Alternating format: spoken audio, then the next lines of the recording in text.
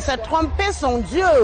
Puisque en allant vers ton Dieu, vraiment, c'est la foi qui sauve. Et la foi, c'est dans le cœur. Ce n'est pas parce que nous sommes en train de raconter n'importe quoi pour faire plaisir, peut-être à son prochain, peut-être à son ami, peut-être à son enfant, que tu es chrétien et que au fin fond de ton cœur, tu n'es pas chrétien. Normalement, un homme de Dieu ne doit pas accoucher un enfant quelque part. Vraiment, c'est anormal. Et surtout nos prêtres d'aujourd'hui, vraiment, nous-mêmes les chrétiens, on le condamne. Puisque c'est ce que le prêtre nous enseigne et que toi, chrétien, tu absorbes et que ça te nourrit comme parole de Dieu. Ce n'est pas ce que le prêtre a fait. Si déjà à 4 h du matin, il réagit comme tout homme, je ne pense pas qu'il va être supra parce qu'il a une certaine maîtrise quelconque ou parce qu'il croit en quelconque Dieu. Un homme de Dieu est avant tout un homme. En tant qu'homme, il a des besoins. Et parmi ses besoins, il se nourrit, il se vêtit, il aura aussi des besoins d'accouplement. Donc, peu importe le niveau d'élévation qu'il aura, ce besoin restera dans son corps. À moins qu'il soit malade, il y aura toujours ce problème et qu'il faudra résoudre. Les questions demeurent. Par exemple, on peut dire un prêtre qui a fait les vœux de chasteté et tout ça, il finit par, n'est-ce pas, par tomber. Oui. Le péché est d'abord humain.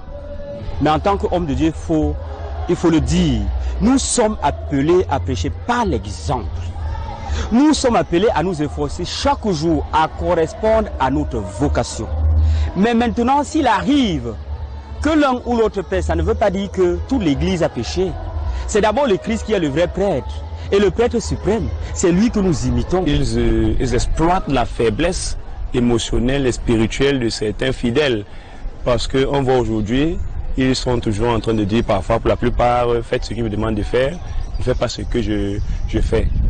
Et parfois aussi parce que ces fidèles-là, et surtout les femmes en général, sont faibles. Ces hommes de Dieu, normalement, sont là pour nous montrer le bon chemin. Et parfois aussi, il y a des filles qui tentent. Puisque même lors des confessions, elle pas de dire oh, je n'ai pas de petite amie, je n'ai pas certains, mais il y a les autres hommes de Dieu vraiment, je connais mais je préfère me taire, qui aident vraiment et les familles s'en sortent. Puisqu'il y a des filles vraiment qui sont parfois pauvres, mais l'homme de Dieu les prend et commence à les aider. Il y a même une autre qui est devenue avocate, oui. Je préfère taire le nom. J'ai causé avec nombreux qui m'ont fait comprendre que ce sont eux qui décident de faire leur vœu de chasteté.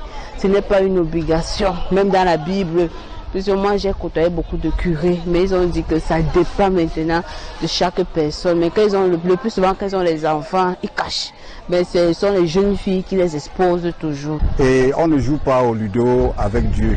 On ne joue pas au ludo avec Dieu. Soit ton oui est oui, soit ton non est non. Il ne faut pas jouer à de l'hypocrisie. C'est les gens qui ne respectent pas leur engagement. Bon, quelque part, quand on leur demande le vœu de chasteté, ils disent que ce n'est pas le vœu de célibat. Donc, mais si on décide de rester chaste, ça veut dire qu'on s'engage entièrement à Dieu. Il n'est pas question de jeter toujours la pierre sur l'homme de Dieu. Celui qui est conscient, qui fait son travail, celui qui est conscient de ses engagements, qui s'efforce, le Seigneur lui donne la grâce. Et déjà que ses vœux même, on fait toujours, on dit avec la grâce, avec le secours de Dieu, on ne peut pas faire ses vœux par notre propre force. Qu'ils arrêtent de nous leurrer. Ils font des enfants, ils s'accouplent.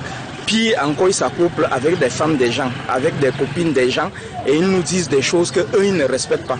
La preuve, ils disent, faites ce que je dis, ne faites pas ce que je fais. Or, la maxime voudrait, faites comme moi. Quand on se forme en technique, le patron dit, faites comme moi. Il se met là, il fait. Donc, ce qu'on nous raconte là, non. Ils s'accouplent énormément. C'est très peu respectent la chasteté, très peu, très peu. Il y a le problème de mœurs partout. Ce n'est pas seulement dans l'église. Et il y a ceux qui ne sont véritablement pas appelés, ça il faut le dire hein, aussi. Souvent, ces infidélités, ces problèmes de mœurs qui existent même dans les couples, dans les mariages. Pourquoi on n'en parle pas? Mais quand c'est l'homme de Dieu, tout de suite, on jette la pierre. Ce sont des hommes comme vous et moi qui sont soumis à la tentation et qui peuvent céder à cette tentation. Donc l'aspect humain du religieux n'est pas à mettre à l'écart. Mais il y a aussi surtout que ce sont généralement ceux qui n'ont peut-être pas eu la vocation, qui ne sont peut-être pas là où ils devraient être, qui ont peut-être choisi d'être religieux ou religieuses parce qu'ils pensaient à un confort matériel. Si on regarde bien, peut-être à 80% des prêtres, chaque prêtre a un enfant. Du coup, il ne peut pas vivre, il va faire le vœu de chasteté, mais il ne peut pas vivre ça toute sa vie. Mais il faut un homme qui vit sans femme. En Afrique, c'est compliqué. Déjà, on sait que l'Africain, c'est la famille. Il y a certains qui font vraiment le bon exemple, mais certains font le contraire. Il y a certains qui gardent les familles ailleurs et viennent nous dire de ne pas faire d'infidélité. Or, ce n'est pas ça.